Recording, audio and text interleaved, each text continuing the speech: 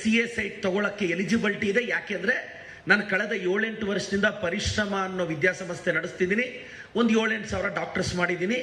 ನಂದು ಟ್ರಸ್ಟ್ ಇದೆ, trust apply ಮಾಡಿದ್ದೀನಿ. ಅವರು ಮೀಟಿಂಗಲ್ಲಿ ಇಟ್ಟಿದ್ದಾರೆ. 1 ಎಕರೆ ಜಾಗನ ಕೂಡ ಅವರು ನನಗೆ ಪುಕ್ಸಟ್ಟೆ ಕೊಟ್ಟಿಲ್ಲ. 1 ಎಕರೆ ಜಾಗಕ್ಕೆ ಹತ್ರ 5 ಕೋಟಿ ರೂಪಾಯಿ ನನ್ನ ಹತ್ರ ತಗೊಂಡಿದ್ದಾರೆ. ಇನ್ ದ ಸೆನ್ಸ್ ಅದ್ರ ವ್ಯಾಲ್ಯೂ 5 ಕೋಟಿ. ನನಗೆ ಒಂದೇ ಸಲ ಕಟ್ಟಿದ್ರೆ ಇದು ಪರ್ಚೇಸಿಂಗ್ ಅಲ್ಲ, 30 ವರ್ಷ ಲೀಸ್ಗೆ 5 ಕೋಟಿ ರೂಪಾಯಿ. ನನ್ನ ಹತ್ರ 5 ಕೋಟಿ ರೂಪಾಯಿ ಟ್ರಸ್ಟಿಂದ ಒಂದೇ ಸಲ ಕೊಟ್ಟು ತಗೊಳ್ಳೋಷ್ಟು ದುಡ್ಡಿಲ್ಲ. ಯಾಕೆಂದ್ರೆ ನಾನು ಕುಮಾರಣ್ಣನ ತರ ಡಿನೋಟಿಫಿಕೇಶನ್ ಅಲ್ಲಿ ದುಡ್ಡು ಹೊಡೆದಿಲ್ಲ, ಬಳ್ಳಾರಿಯಲ್ಲಿ ಕಿಕ್ ಬ್ಯಾಕ್ ತಗೊಂಡಿಲ್ಲ, ಈಗ ಇಂಡಸ್ಟ್ರಿಯಲ್ ಮಿನಿಸ್ಟರ್ ಆಗಿ ಇಂಡಸ್ಟ್ರಿಗೆ ಇಷ್ಟಿಷ್ಟು ಅಂತ ರೇಟ್ ಕಾರ್ಡ್ ಫಿಕ್ಸ್ ಮಾಡಿಲ್ಲ, 200-250 ಎಕರೆಯಲ್ಲಿ ಫಾರ್ಮ್ ಹೌಸ್ ಮಾಡಿಲ್ಲ, ಹೆಂಡತಿ ಹೆಸರಲ್ಲಿ ಮಕ್ಕಳ ಹೆಸರಲ್ಲಿ 106 ಎಕರೆ ಮಾಡಿಲ್ಲ. ಈಗ ಈ ಡಾಕ್ಯುಮೆಂಟ್ ಹೈಕೋರ್ಟ್ ಏನ್ ಹೇಳಿದೆ, ಒಬ್ರು ಬೇರೆಯವರು ಯಾರೋ ಕುಮಾರಣ್ಣನ ಬೆಂಬಲಿಗರು ಒಬ್ರು ಹೈಕೋರ್ಟ್ಗೆ ನನ್ನ ಮೇಲೆ ಹೋಗ್ತಾರೆ. ಯಾಕೆಂದ್ರೆ ನಮ್ಮ ಬಾಯಿ ಕಟ್ಟಾಕ್ಬೇಕು, ನಮ್ಮನ್ನು ಮಾತಾಡೋದು ನಿಲ್ಲಿಸಬೇಕು.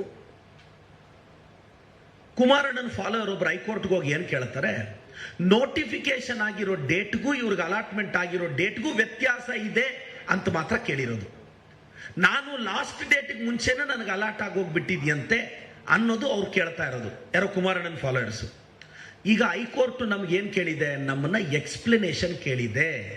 ಕುಮಾರಣ್ಣ ಚಾಟಿ ಬೀಸೋದಲ್ಲ, ಅದು ನೋಟಿಸ್ ಕೊಟ್ಟು ನೋಡಪ್ಪ ಇಂಥವ್ರು ನಿಮ್ಮ ಬಗ್ಗೆ ಆರೋಪ ಮಾಡ್ತಿದ್ದಾರೆ, ನೀನು ಎಕ್ಸ್ಪ್ಲನೇಷನ್ ಕೊಡು. ಈಗ ನಾನು ಹೈಕೋರ್ಟ್ಗೆ ರಿಟರ್ನ್ ಸಬ್ಮಿಷನ್ ನಾಳೆ ಕೊಡ್ತೀನಿ, ಇನ್ನು 15 ದಿನದಲ್ಲಿ ಕೇಸ್ ಗೆಲ್ತೀನಿ, ನನ್ನ ಜಾಗ ನನಗೆ ರಿಜಿಸ್ಟ್ರೇಷನ್ ಮಾಡಿಸ್ಕೊತೀನಿ. ಈಗ ನಾನು ಕುಮಾರಣ್ಣನ ಕೇಳೋ ಪ್ರಶ್ನೆ ಇಷ್ಟೇ. ಈಗ ನೀವು ಬೆಳಗ್ಗೆ ಟ್ವೀಟ್ ಮಾಡಿದ ತಕ್ಷಣ ನಾನು 12:30 ಪ್ರೆಸ್ ಮೀಟ್ ಮಾಡಿ ನೋಡಿ ಡಾಕ್ಯುಮೆಂಟ್ಸ್ನ ಎಲ್ಲ ಜೆರಾಕ್ಸ್ ಹಾಕಿ ನಮ್ಮ ಪತ್ರಕರ್ತರಿಗೆ ಕೊಡ್ತೀನಿ. ಅದರಲ್ಲಿ ಏನಾದರೂ ಇರ್ರೆಗ್ಯುಲಾರಿಟಿ ಇದ್ದರೆ ಇವತ್ತೇ ಪತ್ರಕರ್ತರು ನನ್ನನ್ನು ಎಕ್ಸ್ಪೋಸ್ ಮಾಡ್ಬೋದು. ನಾನು ಕಾನೂನು ಬಾಹಿರವಾಗಿ ಏನಾದರೂ ಅದನ್ನೆಲ್ಲ ಅಲಾಟ್ಮೆಂಟ್ ಆಗಿದ್ರೆ, CA ಸೈಟ್ ತಗೊಳಕ್ಕೆ ನನ್ನ ವಿದ್ಯಾಸಂಸ್ಥೆ ಇದೆ, ನನ್ನ ಎಲಿಜಿಬಿಲಿಟಿ ಇದೆ, ಕೂಡಾದವರು ಪುಕ್ಸಟ್ಟೆ 1 ಎಕರೆಗೆ 5 ಕೋಟಿ ಸ್ವಾಮಿ. ನಾನು ಪೇ ಮಾಡಿರೋದು ಅರ್ಬನ್ ಅಥಾರಿಟಿಗೆ, ಅದು ಲೀಸ್ಗೆ. ಪರ್ಚೇಸ್ಗೆ ಆದ್ರೆ 15 ಕೋಟಿ ಕಟ್ಟಬೇಕು. 30 ವರ್ಷ ಲೀಸ್ಗೆ 1 ಎಕರೆಗೆ ನಾನು ಲೀಗಲಿ 5 ಕೋಟಿ ಕಟ್ಟಿದ್ರೆ ಇದೇನು ಕುಮಾರಣ್ಣ ತಾವಿಂತ ಅಲಿಗೇಷನ್ ಮಾಡ್ತೀರಾ? ನನಗೆ ಕುಮಾರಣ್ಣ ನೀವೆಂಗೂ ನಿಮ್ಮವ್ರನ್ನ ಸಹಿಸಲ್ಲ ಅಂತ ನನಗೆ ಗೊತ್ತಿತ್ತು. ನೀವು DK ಶಿವಕುಮಾರ್ ಅವರು ಮುಖ್ಯಮಂತ್ರಿ ಆದರೂ ಒಕ್ಕಲಿಗರನ್ನ ಸಹಿಸಲಿಲ್ಲ, ಸಿ ಬೈರೇಗೌಡರನ್ನ ಸಹಿಸಲಿಲ್ಲ, BL ಶಂಕರ್ ಅವ್ರನ್ನ ಸಹಿಸಲಿಲ್ಲ, ಚೆಲುರಾಯ ಸ್ವಾಮಿನ ತುಳಿದ್ರಿ, ಬಾಲಕೃಷ್ಣ ಅಣ್ಣನ ತುಳಿದ್ರಿ, ಈಗ DK ಸಾಹೇಬ್ರನ್ನ ತುಳಿಯೋ ಪ್ರಯತ್ನ ಪಡ್ತಿದ್ದೀರಾ. ನೀವೆಂಗೂ ನಿಮ್ಮ ಒಕ್ಕಲಿಗರನ್ನ ನೀವು ಬೆಳೆಸಲ್ಲ.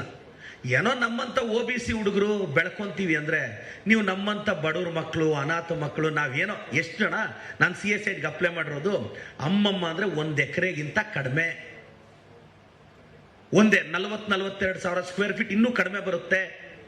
ಚಿಕ್ಕಬಳ್ಳಾಪುರದಲ್ಲಿ ಅದಕ್ಕೆ ನಾನು ಆಲ್ರೆಡಿ 25 ಲಕ್ಷ ಫಸ್ಟ್ ಇನ್ಸ್ಟಾಲ್ಮೆಂಟ್ ಕಟ್ಟಿದ್ದೀನಿ, ಕಾನೂನು ರೀತಿ ಇದೆ. ಹೈಕೋರ್ಟ್ ಅಲ್ಲಿ 15 ದಿನದಲ್ಲಿ ನಾನು ಇದು ಕೇಸ್ ಗೆಲ್ತೀನಿ. ಅವ್ರು ನನ್ನನ್ನು ಎಕ್ಸ್ಪ್ಲನೇಷನ್ ಕೇಳಿದ್ದಾರೆ, ಚಾಟಿ ಬೀಸಿಲ್ಲ. ಕುಮಾರಣ್ಣ ನೀವು ಮಾತ್ರ 106 ಎಕರೆ ಮಾಡ್ಬೋದು, ನಾವೊಂದು ವಿದ್ಯಾಸಂಸ್ಥೆಗೆ ಒಂದು CA ಸೈಟ್ ಮಾಡ್ಕೋಬಾರ್ದು. ನೀವು ನಿಮ್ಮ ಶ್ರೀಮತಿಯವರ ಹೆಸರು 32 ಎಕರೆ ಬಿಡದಿಯಲ್ಲಿ ತಗೋಬಹುದು. ಕುಮಾರಣ್ಣ ನೀವು ಮುಖ್ಯಮಂತ್ರಿಗಳಾಗಿದ್ದಾಗ ನಾನು ನಿಮ್ಮನ್ನು ಗಮನಿಸ್ತಿದ್ದೆ, ನೀವು CM ಆಗಿದ್ದಾಗ ನೀವು 62 ವಾಚ್ ಕಟ್ಟಿದ್ದೀರಾ. ನಾನು ಕ್ಯಾಲ್ಕುಲೇಟ್ ಮಾಡಿದ್ದೀನಿ, ನಿಮ್ಮ ಕೈಯಲ್ಲಿ ನಾನು 62 ವಾಚ್ ನಾನು ತುಂಬಾ ಸೂಕ್ಷ್ಮವಾಗಿ ಗಮನಿಸಿದ್ದೀನಿ. ನಿಮ್ಮ 62 ವಾಚಲ್ಲಿ ಸ್ಟಾರ್ಟಿಂಗ್ ಪ್ರೈಸು 10 ಲಕ್ಷ. ಆ 62 ವಾಚಲ್ಲಿ 75 ಲಕ್ಷದ ವಾಚ್ ನೀವು ಕಟ್ಟಿದ್ರಿ. ಇವಾಗ ನಿಮ್ಮ ವಾಚ್ ಕಲೆಕ್ಷನ್ ನನಗೆ ಗೊತ್ತಿರೋ ಪ್ರಕಾರ 85 ಆಗಿದೆ. ನೀವು ಕೈಯಲ್ಲಿ ಕಟ್ಟೋ ವಾಚು 85 ವಾಚು, ಅದರ ಕಾಸ್ಟೇ ಹತ್ತತ್ರ 15-20 ಕೋಟಿ ಆಗತ್ತೆ ಕುಮಾರಣ್ಣ. ಪಾಪ ನಮ್ಮ ಬಿಡದಿ ರೈತರೆಲ್ಲ ನೀವೇನೋ ಪಂಚೆ ವೈಟ್ ಅಂಡ್ ವೈಟ್ ಕಟ್ಕೊಂಡು ರೈತರ ಮಕ್ಕಳು ಅನ್ಕೊಂಡಿದ್ದಾರೆ. ನಾನು ರೈತರಿಗೆ ಹೇಳ್ತಾ ಇದ್ದೀನಿ, ಕುಮಾರಣ್ಣನ ಪಂಚೆ ಒಂದೇ ಸಿಂಪಲ್ಲು, ಇನ್ನೆಲ್ಲ ಕಾಸ್ಟ್ಲಿ. ಅವ್ರ ಜಮೀನ್ ಕಾಸ್ಟ್ಲಿ, ಫಾರ್ಮ್ ಹೌಸ್ ಕಾಸ್ಟ್ಲಿ, ಅವ್ರ ವಾಚ್ ಕಾಸ್ಟ್ಲಿ, ಅವ್ರು ಓಡಾಡೋ ಕಾರ್ ಕಾಸ್ಟ್ಲಿ, ಅವ್ರ ಮನೆ ಕಾಸ್ಟ್ಲಿ, ಎಲ್ಲ ಕಾಸ್ಟ್ಲಿ. ಕುಮಾರಣ್ಣ ಈಗ ನೀವು ಟ್ವೀಟ್ ಮಾಡಿ ಅಲಿಗೇಷನ್ ಮಾಡಿದ್ರಲ್ಲ, ನನಗೇನಾದರೂ ಅಭದ್ರತೆ ಭಯ ಇದ್ದಿದ್ರೆ ನಾನು ಡಾಕ್ಯುಮೆಂಟ್ನ ಮೀಡಿಯಾದವ್ರು ಕೊಟ್ಟಿದ್ದೀನಿ. ಈಗ ಇದನ್ನ ಅವ್ರಿಗೂ ಅಫಿಷಿಯಲ್ಸ್ ಟಚ್ ಇರ್ತಾರೆ, ದಯವಿಟ್ಟು ಅದನ್ನು ತನಿಖೆ ಮಾಡಿಸ್ಲಿ. ಈಗ ಹೈಕೋರ್ಟ್ ಕೊಟ್ಟರು ನೋಟಿಸ್ಗೆ ನಾನು ರೀಪ್ಲೈ ಕೊಡ್ತೀನಿ. ಅದಿನ್ನೂ ಪ್ರಾಪರ್ಟಿ ನಾನು ರಿಜಿಸ್ಟರ್ ಮಾಡ್ಕೊಂಡಿಲ್ಲ, ಹೈಕೋರ್ಟ್ ಹೇಳಿರೋದು ಸ್ಟೇಟಸ್. ನಾನೆಲ್ಲೋ ರಿಜಿಸ್ಟರ್ ಮಾಡ್ಕೊಂಡು ಒಂದು ಕಾಲೇಜ್ ಕಟ್ಬಿಡ್ತೀನಿ, 4 ಕಾಸು ಸಂಪಾದಿಸ್ಕೊಂಡ್ಬಿಡ್ತೀನಿ, ಒಬ್ಬ OBC ಹುಡುಗ ಬಂದ್ಬಿಟ್ರೆ ಕಷ್ಟ ಆಗುತ್ತೆ ಅನ್ನೋದು ಕುಮಾರಣ್ಣನ ಬಾಧೆ. ಬಿಡ್ ಕುಮಾರಣ್ಣ, ನಮ್ಮ ಮನೆ ಬರಹ, ನಾವು ಶೋಷಿತರು, ನಾವು OBCಗಳು, ನಮ್ಮನ್ನು ಯಾವತ್ತೂ ತುಳಿಯೋದೆ, ನಾವು ತುಳಿಸ್ಕೊಳ್ಳೋದಕ್ಕೆ ಅರ್ಹರು ನಾನು ಅನ್ಕೊಂತೀನಿ. ನಿಮ್ಮ ಸಮುದಾಯದ ಒಕ್ಕಲಿಗರು ಬೆಳೀತಿದ್ರೆ ಯಾಕೆ ಕುಮಾರಣ್ಣ ತುಳಿತಾ ಇದೆಯಾ? ಪ್ರಧಾನಿ ಮಗ ಮುಖ್ಯಮಂತ್ರಿ ಆಗ್ಬೋದು, ಪ್ರಧಾನಿ ಮಗ PWD ಮಿನಿಸ್ಟರ್ ಆಗ್ಬೋದು, ಪ್ರಧಾನಿ ಮೊಮ್ಮಗ MP ಆಗ್ಬೋದು, ಬೇರೆಯವ್ರ ಮಕ್ಕಳು ಕನಕಪುರದ ರೈತನ ಮಗ ಈ ಸ್ಟೇಟಿಗೆ CM ಆಗಬಾರ್ದು. ಇದ್ಯಾವ ನ್ಯಾಯ ಕುಮಾರಣ್ಣ? ಕುಮಾರಣ್ಣ ನಿಮ್ಮ ಮಗನ್ನ 3 ಸಲ ನಿಲ್ಸಿದ್ರು ಗೆಲ್ಲಕ್ಕಾಗ್ಲಿಲ್ಲ. ಪ್ರಧಾನಿ ಮೊಮ್ಮಗ ಮುಖ್ಯಮಂತ್ರಿ ಮಗ ಸೋತೋದ.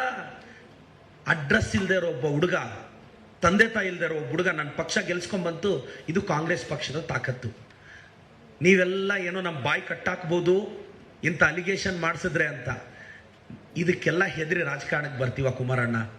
ಕುಮಾರಣ್ಣ, ನೀವೊಂದು ಅಲಿಗೇಷನ್ ಮಾಡಿದ ತಕ್ಷಣ ಭಯ ಬೀಳಕ್ಕೆ ನಮ್ಮಪ್ಪ ಏನು ಪ್ರೈಮ್ ಮಿನಿಸ್ಟರ್ ಅಲ್ಲ ಕುಮಾರಣ್ಣ. ನಮ್ಮಪ್ಪ ಫಾರ್ಮರು, ನಾನು ರೈತನ ಮಗ.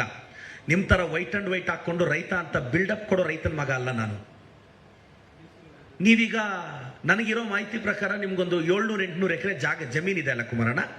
ಅದು ಏನು ಕುಮಾರಣ್ಣ, ರಾಮನಗರದಲ್ಲಿ ಫಾರ್ಮ್ ಹೌಸಲ್ಲಿ ಬದನೆಕಾಯಿ ಮಾರಿ ತಗೊಂಡ್ರ? ಸೋರ್ಸ್ ಹೆಂಗೆ ಕುಮಾರಣ್ಣ? ಬಿಡದಿ ರೈತರಿಗೆ ಕೇಳ್ತಾ ಇದ್ದೀನಿ. ಬಿಡದಿಯಲ್ಲಿ ಅನಿತಕ್ಕದು 32 ಎಕರೆ ಜಮೀನಿದೆ. ಇದು ನಾನು ಹೇಳಿದ್ದಲ್ಲ, ನೆನ್ನೆ ಅನಿತಕ್ಕ ಅವರೇ ಹೇಳಿದ್ದು ಬಿಡದಿಯಲ್ಲಿ 32 ಎಕರೆ ಇದೆ ಅಂತ. ಕುಮಾರಣ್ಣ, 32 ಎಕರೆ 1 ಕೋಟಿ ರೂಪಾಯಿ ಅನ್ನೋಣ ಬಿಡದಿ ಹತ್ರ ನೀವು ತಗೊಂಡಾಗ. 32 ಕೋಟಿ ಹೆಂಗ್ ಬಂತು ಕುಮಾರಣ್ಣ? ರಾಮರಾಜ್ ಪಂಚೆ ಮಾರಿದ್ರ ಕುಮಾರಣ್ಣ? Ramraj banian, Ramraj shirt, Ramraj brand ambassador ಆಗಿದ್ರ ಕುಮಾರಣ್ಣ? ಇಲ್ಲ ನಿಮ್ಮ ಫಾರ್ಮ್ ಹೌಸಲ್ಲಿ ಬದನೆಕಾಯಿ ಬೆಳೆಯುತ್ತಲ್ಲ, ಅದಕ್ಕೇನಾದ್ರೂ ರೇಟ್ ಜಾಸ್ತಿ ಬಂದಿತ್ತ ಕುಮಾರಣ್ಣ? ಇಲ್ಲ ನಿಮ್ಮ ಹತ್ರ ಇರೋ ವಾಚ್ಗಳೆಲ್ಲ ಇತ್ತಲ್ಲ, CM ಆಗಿದ್ದಾಗ ಒಂದೊಂದು ಫೈಲ್ಗೆ ಸೈನ್ ಹಾಕಕ್ಕೂ ಒಂದೊಂದು ವಾಚ್ ತರಿಸ್ಕೊಂತ ಇದ್ರಲ್ಲ, 10 lakhs 15 lakhs, ಅದರಿಂದ ಬಂತ ಕುಮಾರಣ್ಣ? ಅದೇ ಬಳ್ಳಾರಿಯಿಂದ ಕಿಕ್ ಬ್ಯಾಕ್ ಬಂತಲ್ಲ ಕುಮಾರಣ್ಣ, ಆವಾಗ ಟಾಟಾ ಸುಮೋದಲ್ಲಿ, ಅದ್ರಲ್ಲಿ ತಗೊಂಡ್ರ ಕುಮಾರಣ್ಣ? ಡಿನೋಟಿಫಿಕೇಶನ್ ಅಲ್ಲಿ ಹೊಡೆದ್ರಂತಲ್ವಾ, ಅದ್ರಲ್ಲಿ ತಗೊಂಡ್ರ ಕುಮಾರಣ್ಣ? ಕುಮಾರಣ್ಣ, ನೀವು ಹೇಳಿದ್ದಕ್ಕೆ ನಾನು ಉತ್ತರಿಸ್ತಾ ಇದ್ದೀನಿ. ಇದಕ್ಕೆ ಆನ್ಸರ್ ಮಾಡ್ಬಿಟ್ರೆ ನಾವು ಕುಮಾರಣ್ಣ ಅವ್ರ ಇಂಟಿಗ್ರಿಟಿನ ಪ್ರಶ್ನೆನೇ ಮಾಡಲ್ಲ. ಪ್ರಧಾನಿಗಳೇ ಬಿಡದಿ ಟೌನ್ಶಿಪ್ನ ಅಪ್ರಿಷಿಯೇಟ್ ಮಾಡಿದ್ರೆ ಇವರೆಲ್ಲ ರಾಜಕೀಯ ಬೇಳೆ ಬಯಸ್ಕೊಂತಾರೆ, ರಾಜಕೀಯ ಬೇಳೆ ಬಯಸ್ಕೊಳಕ್ ಬರ್ತಾರೆ. ನಾನು ರಾಜ್ಯದ ಜನತೆಗೆ ಹೇಳ್ತಾ ಇದ್ದೀನಿ, ನಾನು ಪರಿಶ್ರಮ ನೀಟ್ ಅಕಾಡೆಮಿ ಮುಖ್ಯಸ್ಥ. ಇವರು ಪದೇ ಪದೇ ನಮ್ಮನ್ನು ಟಾರ್ಗೆಟ್ ಮಾಡ್ತಾರೆ, ನಾನು ಕ್ಲಾರಿಫಿಕೇಶನ್ ಕೊಡ್ತೀನಿ. ನಂದು 2 ವಿದ್ಯಾಸಂಸ್ಥೆ ಇದೆ. ಒಂದು ಪರಿಶ್ರಮ ನೀಟ್ ಅಕಾಡೆಮಿ. ಪರಿಶ್ರಮ ನೀಟ್ ಅಕಾಡೆಮಿ ಅಂದರೆ ಅದೊಂದು ಪ್ರೈವೇಟ್ ಲಿಮಿಟೆಡ್ ಕಂಪನಿ.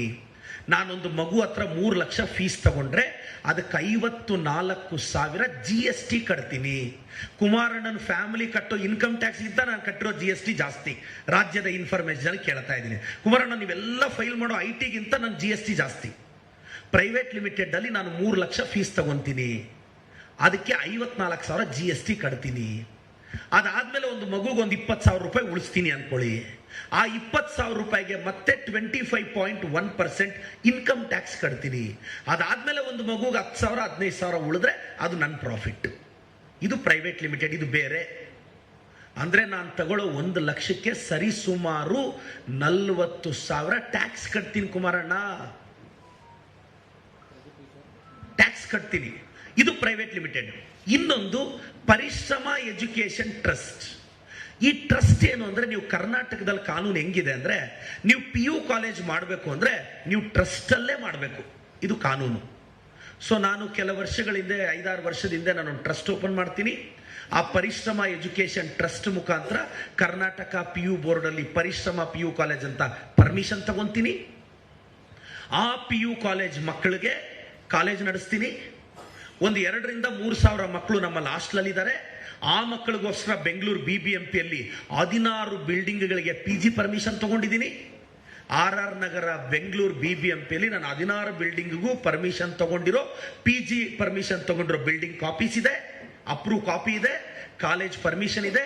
ನನಗೆ 800 ಅಡ್ಮಿಷನ್ ತಗೊಳ್ಳೋ ಅಷ್ಟು ಪರ್ಮಿಷನ್ ಸರ್ಕಾರ ಕೊಟ್ಟಿದೆ. ನಾನು MLA ಅನ್ನೋ ಕಾರಣಕ್ಕೆ ಕೊಟ್ಟಿಲ್ಲ, ನಾನೊಬ್ಬ ಪರಿಶ್ರಮ ಮುಖ್ಯಸ್ಥ, ನನಗೆ ಯೋಗ್ಯತೆ ಇರೋದಕ್ಕೆ ಕೊಟ್ಟಿದ್ದಾರೆ. ಇದು ಪರಿಶ್ರಮ ಟ್ರಸ್ಟ್.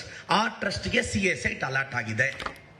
ಕುಮಾರಣ್ಣ, ನಿಮ್ಮ ತರ ಸಿಕ್ಕಿದ ಕಡೆ ಎಲ್ಲ ಕೈ ಚಾಚಿ ಎಲ್ಲದರಲ್ಲೂ 10%, 20%, 30%, 40%. ನೀವು ಬಿಜೆಪಿಯವರು, ಬಿಜೆಪಿದು 40, ನಿಮ್ದು 45% ಎಲ್ಲ ತಗೊಂಡು ನಾವು 100 ಎಕರೆ ಜಮೀನು ಮಾಡಿಲ್ಲ.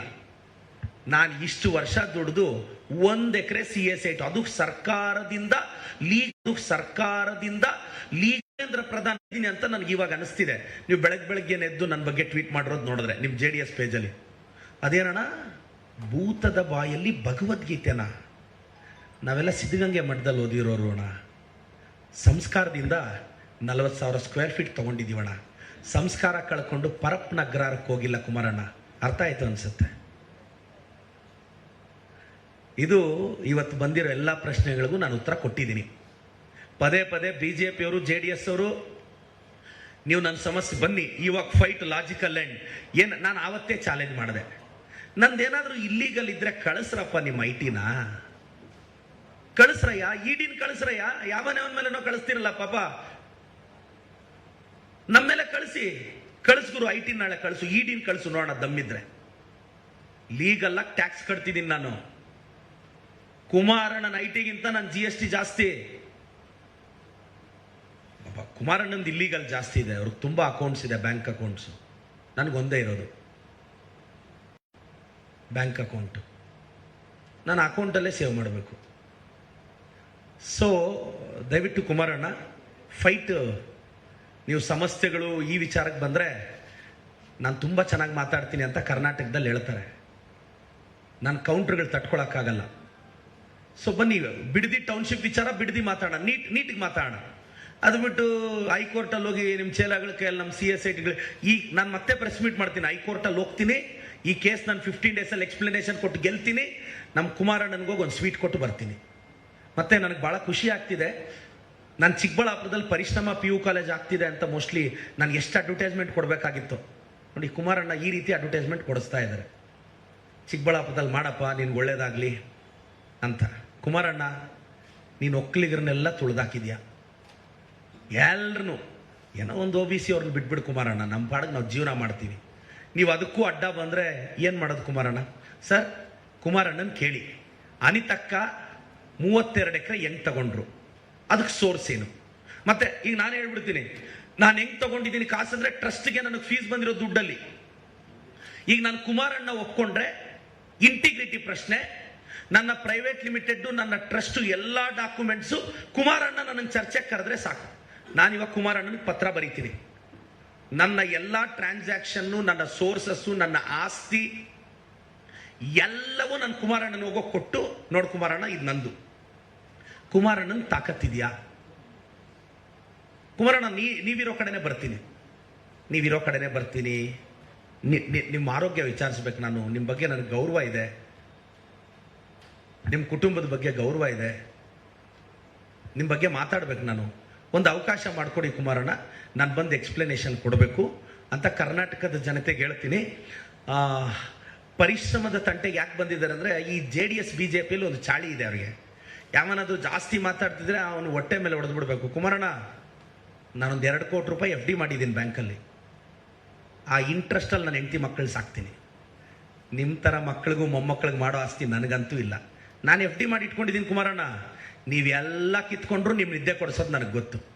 ನೀವೆಲ್ಲಾದ್ರೂ ಹಂಗೆ ಅನ್ಕೊಂಡ್ಬಿಟ್ಟಿರ ಪ್ರದೀಪ್ ಈಶ್ವರ್ನ ಇವೆಲ್ಲ ಆಗಲ್ಲ ಅಂತ ಗೊತ್ತಿಲ್ಲೋ ಏನು ನನಗೆ? ರಾಜಕಾರಣಕ್ಕೆ ಬಂದಾಗ ನಾನು FD ಮಾಡಿ ಇಟ್ಟಿದ್ದೀನಿ. ನೀವೇನು ಮಾಡಿದ್ರು ನಮ್ಮ ಬಾಯಿ ಮುಚ್ಚಕ್ಕಾಗಲ್ಲ. ನಾನು ಈ ನಡುವೆ ಸ್ವಲ್ಪ ನೀಟ್ ಎಕ್ಸಾಮ್ ಇತ್ತು ಅಂತ ಬ್ಯುಸಿ ಇದ್ದೆ 21ನೇ ತಾರೀಕು. ಇಲ್ಲಾಂದರೆ ಇಷ್ಟೊತ್ತಿಗೆ ಡೈಲಿ ಮಾತಾಡ್ತಿದ್ದೆ ನಾನು. ನಾಳೆಯಿಂದ ನಾನು ಕುಮಾರಣ್ಣ ಬಗ್ಗೆ ಡೈಲಿ ಅವ್ರ ಮೇಲೆ ಪ್ರೀತಿ ತೋರಿಸ್ಬೇಕು ಅಂತ ಬಯಸಿದ್ದೀನಿ. ಮತ್ತು ನಮ್ಮ ಪತ್ರಕರ್ತರು ಇದು ಪದೇ ಸಮಸ್ಯೆ ಬಗ್ಗೆ ಅಲಿಗೇಷನ್ಸ್ ಬರೆದಿರೋದ್ರಿಂದ ತಾವು ಏನಿದ್ರು ಕ್ಲಿಯರ್ ಕಟ್ಟಾಗಿ ನಾನು ಹೇಳ್ತೀನಿ ಸರ್.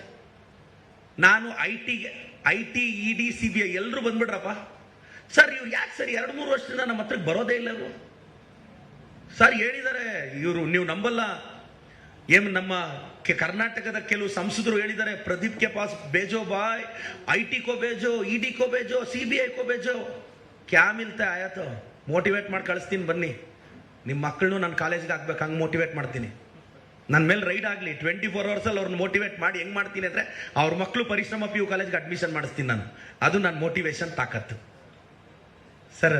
ನಮ್ಮ ಪತ್ರಕರ್ತರು ಒಂದಷ್ಟು ಪ್ರಶ್ನೆ ಕೇಳಿಬಿಡಿ ಸರ್. ಇದು ಪದೇ ಬರ್ತಾ ಇರೋದ್ರಿಂದ ನೋಡಿ, ನಾನೀಗ ನೀಟ್ ಬಗ್ಗೆ, ನೀವು ನಂಬಲ್ಲ ಸರ್, ನೀಟ್ ಬಗ್ಗೆ ದೊಡ್ಡ ಹೋರಾಟ ಮಾಡ್ತಿದೀವಿ ಬೆಂಗಳೂರಲ್ಲಿ.